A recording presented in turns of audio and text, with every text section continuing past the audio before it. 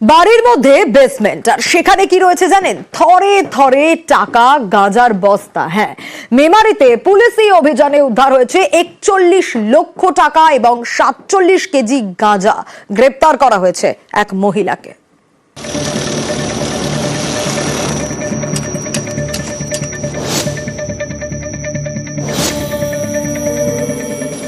Bundle bundle টাকা, কোনোটা 100 নোটের বান্ডিল, কোনোটা 500। এইসব নোট উদ্ধার হয়েছে একটি বাড়ির বেসমেন্ট থেকে। পূর্ব বর্ধমানের মেমারি, এখানকার কৃষ্টিপাড়ার বাসিন্দা সঙ্গীতা সাহানি। দোতলা বাড়ি, ছেলে এবং স্বামীকে নিয়ে সংসার। স্বামী টোটো চালান। বুধবার বিকেলে এই বাড়িতেই হানা দেয় মেমারি থানার পুলিশ। শুরু করে তল্লাশি। তখনই নজরে আসে এই বাড়িতে রয়েছে গোপন বেসমেন্ট, লোহার পাত দিয়ে ঢাকা। সেটা সরাতেই পুলিশের চোখ কপালে। বেসমেন্টে থরে থরে টাকা। পুলিশের দাবি, একটি পশু খাদ্যের বস্তার মধ্যে লুকোনো ছিল গাঁজা। মোট 41 লক্ষ টাকা এবং 47 কেজি গাঁজা বাজেয়াপ্ত করে পুলিশ। পুলিশ জানিয়েছে এই বাড়িতে বসেই গাঁজা বিক্রি করতেন সঙ্গীতা সাহানি। সেই টাকাই উদ্ধার হয়েছে। মহিলাকে গ্রেপ্তার করা হয়েছে। সঙ্গীতা সাহানি, যার এক্সক্লুসিভ পজিশন থেকে এই পুরো গাঁজাটা আমরা পাই, আমাদের তদন্ত চলবে।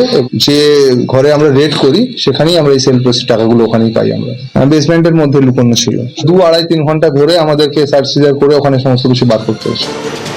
শুধু সঙ্গীতাই নয়, এর আগে তার মাকেও গ্রেপ্তার করা হয়েছিল মাদক কারবারে জড়িত থাকার অভিযোগে। এর আগে এর যে মা ছিল এই মহিলা সঙ্গীতা সাহানির, লালপুরি সাহানি, তাকেও এর আগে এনডিপিএস কেস করা হয়েছিল এবং সেও এই ব্যবসার সঙ্গে আগে যুক্ত ছিল। আরো যদি কেউ এর সঙ্গে জড়িত আছে বা আরো যদি কোথাও আরো কিছু ক্যানাবিস স্টোর করা আছে, তদন্ত করে সেগুলোকে আমরা সিজ করতে পারবো। এখান থেকে কি অনেক কাস্টমার আসতো গাঁজা নিয়ে যেত? প্রতিদিনই আসে, রাত 10টা পর্যন্ত আসে, গাঁজা নিয়ে যায়। হ্যাঁ, আমরা তো ছোট থেকে দেখছি গাঁজা বিক্রি হচ্ছে এখানে। বৃহস্পতিবার বিকেলেও সঙ্গীতার বাড়িতে অনেকে যান গাঁজা কিনতে। নিউজ 18 বাংলার ক্যামেরা দেখে দে ছুট।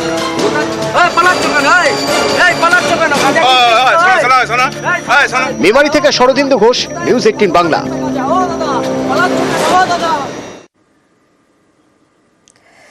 একটা গোটা গ্রাম খালি করার নির্দেশ দেওয়া হলো। ভাবুন তো, আপনি একটা গ্রামে থাকছেন এবং আপনি জানেন না, হঠাৎ একদিন বলা হচ্ছে যে ছেড়ে দিতে হবে। গোটা গ্রামের মানুষ রীতিমতো হতচকিত, কারণ প্রতিরক্ষা মন্ত্রকের তরফ থেকে নোটিশ এসেছে। নোটিশে কি বলা হয়েছে? বলা হয়েছে গ্রামের জমি নাকি প্রতিরক্ষা মন্ত্রকের। পাল্টা গ্রামবাসীরাও কিন্তু জমির মালিকানার সরকারি নথি দেখিয়েছেন, কিন্তু তা মানতে নারাজ প্রতিরক্ষা মন্ত্রক। ঘর ছাড়ার আশঙ্কায় শালবনির কমলা গ্রামের বাসিন্দারা।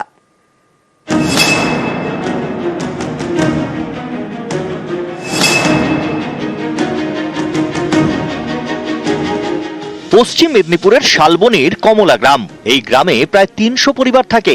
গ্রামবাসীদের দাবি, 90 বছর ধরে এখানে তাদের বসতি। এই গ্রামে খালি করে দেওয়ার নোটিশ দিয়েছে প্রতিরক্ষা মন্ত্রক।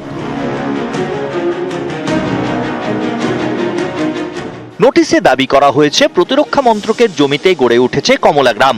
এই গ্রাম এবার খালি করতে হবে। এই আপনার দিন 10 আগে হলো নোটিশ দিয়ে গেছে, সে 15 দিনের মধ্যে ছেড়ে দিতে হবে। কিন্তু মানুষজন এত যাবে কোথায়? প্রচন্ড আতঙ্কে আছে।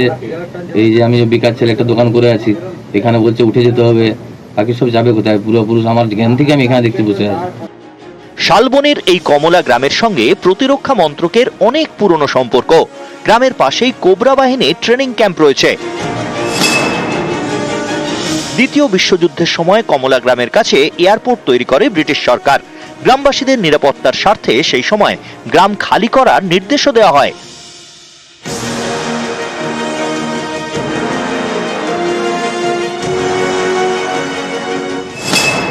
মাস 6 পরে কমলা গ্রামে ফেরেন সেখানকার বাসিন্দারা।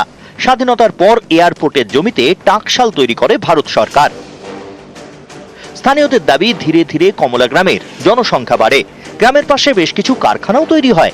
2022 সালে এই কমলা গ্রামের জমির মালিকানা দাবি করে নোটিশ দেয় প্রতিরক্ষা মন্ত্রক। পাল্টা গ্রামবাসীরাও জমির মালিকানা সংক্রান্ত সরকারি নথি দেখান বলে দাবি। এরপর 2 বছর কেটে গিয়েছে। গত মাসে ফের উচ্ছেদের নোটিশ দেয় প্রতিরক্ষা মন্ত্রক। আমাদের দাদা শ্বশুর থেকে তার দাদা শ্বশুর থেকে এখানেই রয়েছে বসতি, ঠিক আছে। 1942 সাল, তাহলে 1947 সালে ভারত স্বাধীন হয়েছে, ঠিক আছে। তাহলে কি আমরা কি স্বাধীন হইনি? 70 বছর 80 বছর ধরুন আমাদের তো জায়গার এটা ডিফেন্স বলে সেটাও জানতাম না। পরবর্তীকালে যখন জানলাম যে ডিফেন্স, কিন্তু ডিফেন্সের আগে এটা আমাদের রায়ত ছিল। তো বাড়ি ভেঙে আমরা কোথায় যাব? এটা আমরা এখানে মরে যাব, রক্ত দিয়ে দেবো, কিন্তু আমরা যাব না। গ্রামবাসীদের বক্তব্য, কয়েক প্রজন্ম ধরে তারা কমলা গ্রামে রয়েছেন, নিয়মিত জমির ট্যাক্স দিয়েছেন, জল রাস্তার জন্যও ট্যাক্স দিয়েছেন। তাহলে কিভাবে এই গ্রামের জমি প্রতিরক্ষা মন্ত্রকের বলে দাবি করা হচ্ছে? যেহেতু অ্যাডমিনিস্ট্রেশন লেভেলে এখন অব্দি ইনফরমেশন কিছু আসেনি, সেক্ষেত্রে আমরা এখন সরাসরি সেটার মধ্যে ইনভলভ হইনি। সেটা যদি হয়, ওনারা যদি অ্যাপ্রোচ করেন, তাহলে যেটা আলোচনা সাপেক্ষে যেটা করা যাবে সেটা আমরা করব। অনেক গ্রামবাসীর বক্তব্য, উপযুক্ত ক্ষতিপূরণ পেলে তারা ভিটে ছাড়তে রাজি। শালবনী থেকে শোভন দাস, নিউজ 18 বাংলা। শহরে অস্ত্রসহ গ্রেপ্তার 2। বেনিয়াপুকুর থানা এলাকার এক গেস্ট হাউসে অভিযান কলকাতা পুলিশের STF এর। উদ্ধার 9mm 2টি পিস্তল ও 18 রাউন্ড কার্তুজ। পুলিশের জলে বিহারের 2 ব্যক্তি, রহিশ কুমার ও মিরাজ মালিক। এসে যখন দেখি ওনাদের সাইন হয়ে গেছে আর নামটাম লেখা সব হয়ে গেছে। তো ওনারা তো 3 জন এসেছিল, 3 জনের মধ্যে 2 জন রুমে থাকবে আর একজন বেরিয়ে গেছে। 7টার দিকে পুলিশরা এসে আমি সেদিকে ছিলাম, যে আমার স্টাফ গিয়ে বলে পুলিশ এসছে। দিয়ে এসে আমাকে বলছে যে 9 নম্বর রুমটা কোথায়। আমি নিয়ে গেলাম, তো আমি 9 নম্বর রুম দেখালাম, বলে নক করলাম, নক করে দেখলো তারা এবার সব বের করছে। ওই 2টো বন্দুক আছে আর গুলি আছে আর কি আছে আমি। পুলিশ হেফাজতে বন্দির রহস্য মৃত্যু। বিধাননগর পূর্ব থানার লকআপে বন্দিকে পিটিয়ে মারার অভিযোগ। কাস্ট সার্টিফিকেট জাল প্রতারণা মামলায় গ্রেপ্তার হন হরিপাড়ার বাসিন্দা। গতকাল দুপুরে হঠাৎই অসুস্থ হয়ে পড়েন 56 বছরের রথীশ দেবনাথ। বিধাননগর মহকুমা হাসপাতালে ভর্তি করার কিছু সময় মৃত্যু হয় পরিবার বন্দির। যদিও এ বিষয়ে পুলিশের কোনো প্রতিক্রিয়া পাওয়া যায়নি। ময়নাতদন্তের পর স্পষ্ট হবে মৃত্যুর সঠিক কারণ। বাগুইয়াটির পর এবার নরেন্দ্রপুর। ফের কাউন্সিলরের বিরুদ্ধে দাদাগিরির অভিযোগ। দোকানে ঢুকে রাজপুর সোনারপুর পুরসভার 7 নম্বর ওয়ার্ডের কাউন্সিলর রঞ্জিত মণ্ডলের বিরুদ্ধে হামলার অভিযোগ। জোর করে সম্পত্তির দখল নিতেই হামলার দাবি দোকানদারদের। আতঙ্কে সপরিবারে বাড়ি ছাড়া ব্যবসায়ী। মারধর লুটপাটের অভিযোগ অস্বীকার কাউন্সিলর রঞ্জিত মণ্ডলের। তদন্তে নরেন্দ্রপুর থানা। বজবজে স্বর্ণ ব্যবসায়ীর বাড়িতে দুঃসাহসিক চুরির অভিযোগ। বৃহস্পতিবার সন্ধ্যে সপরিবারে বাড়ির বাইরে ছিলেন দীনেশ প্রামাণিক। সন্ধ্যায় বাড়ি ফিরে পিছনের দরজার তালা ভাঙা অবস্থায় দেখতে পান তিনি। আলমারি থেকে সোনার গয়না চুরির অভিযোগ। ঘটনার পর থেকেই আতঙ্কিত স্বর্ণ ব্যবসায়ী। তদন্তে বজবজ থানা। ভারত বাংলাদেশ টানাপোড়েনের মাঝে শিলিগুড়িতে কেন্দ্রীয় স্বরাষ্ট্রমন্ত্রী অমিত শাহ এসএসবির প্রতিষ্ঠা দিবসের অনুষ্ঠানে যোগ দিতে বাংলায় কেন্দ্রীয় স্বরাষ্ট্রমন্ত্রী। আজ শিলিগুড়ির রানীডাঙ্গায় এসএসবির 61তম প্রতিষ্ঠা দিবসের প্যারেডে অংশ নেবেন তিনি। কেন্দ্রীয় স্বরাষ্ট্রমন্ত্রীকে স্বাগত জানাতে রাতে বিমানবন্দরে উপস্থিত ছিলেন সুকান্ত মজুমদার, সাংসদ রাজু বিস্তার সহ অন্যান্যরা। মহিলা কর্মী সংগঠনে জোর তৃণমূলের। 26শে ডিসেম্বর থেকে 25শে জানুয়ারি নয়া কর্মসূচি তৃণমূলের। নাম দীক্ষা কর্মসূচি। অপরাজিতা বিল কার্যকরের দাবিতে 4 জানুয়ারি রাজ্য জুড়ে মিছিল তৃণমূলের। 27শে জানুয়ারি থেকে 27শে ফেব্রুয়ারি আলাপচারিতা কর্মসূচি।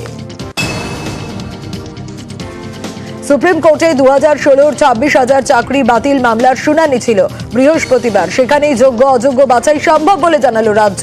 এসএসসিতে অতিরিক্ত শূন্যপদ নিয়ে প্রশ্ন কোর্টের। ওএমআর শিটের মিরর ইমেজ সংরক্ষণ নিয়েও প্রশ্ন। কেন রাখা হয়নি ওএমআর এর মিরর কপি? শীর্ষ আদালতের প্রশ্নের মুখে স্কুল সার্ভিস কমিশন। কিছু নিয়োগে অনিয়মের কথা স্বীকার এসএসসির।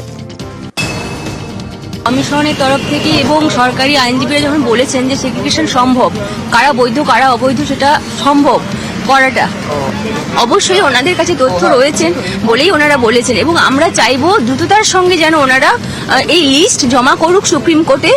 এবং বিচার ব্যবস্থাকে সাহায্য করতে হবে ওনাদের, যাতে সঠিক বিচার প্রদান করতে পারেন প্রধান বিচারপতি। এবং বিচার ব্যবস্থার কাছেও আমাদের আবেদন যেন দ্রুততার সঙ্গে এবং সঠিক বিচার ওনারা করেন। এবং আমরা যাতে যারা ডিপ্রাইভ হয়েছি, যারা যোগ্য চাকরিজীবী রয়েছে, সবাই যেন আমরা সুবিচারটা পাই। এসএসসিতে ওয়েটিং লিস্টের প্রার্থীদের কাউন্সেলিং চলছে, সেখানেও শিক্ষকতায় অনীহা। কাউন্সেলিং এ অনুপস্থিত ওয়েটিং লিস্টের প্রার্থীরা। অপেক্ষামান তালিকা থেকে 1632 জন প্রার্থীকে ডাকা হয়। অনুপস্থিত ছিলেন 470 জন প্রার্থী। চাকরি প্রার্থীদের অনুপস্থিতির হার বেড়ে প্রায় 30%। আরজিকর ধর্ষণ খুনের ঘটনায় কলকাতা হাইকোর্টের দ্বারস্থ নির্যাতিতার বাবা মা। নতুন করে তদন্ত শুরুর আর্জি তাদের দাবি। বর্তমানে সিবিআই এর যে তদন্ত চলছে তাতে আস্থা নেই, তাই নতুন করে মেয়ের খুনের তদন্ত চান তারা। কেন্দ্রীয় এজেন্সিকে অবস্থান জানাতে নির্দেশ বিচারপতির। তবে আরজিকর ধর্ষণ খুনের বিচারে হস্তক্ষেপ করল না হাইকোর্ট। হাইকোর্টে এই মামলা দায়ের নিয়ে প্রশ্ন আইনজীবীদের একাংশের।